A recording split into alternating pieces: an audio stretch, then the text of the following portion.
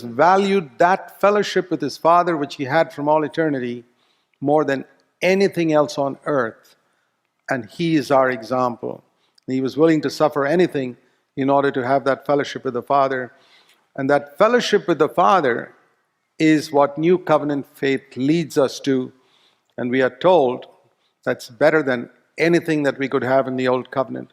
That's why in the Old Covenant, nobody could call God Father. And when New Covenant Christians whose sins are forgiven, even though they call God Father, if they don't know him as Father, they will be insecure.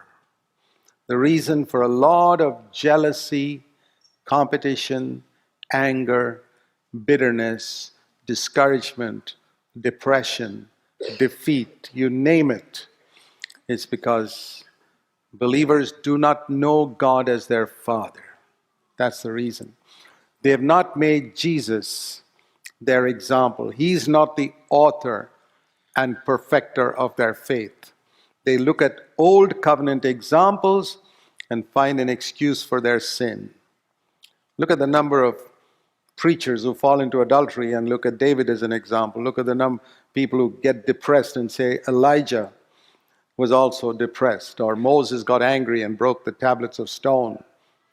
But there's no excuse when Jesus becomes the author and finisher of our faith.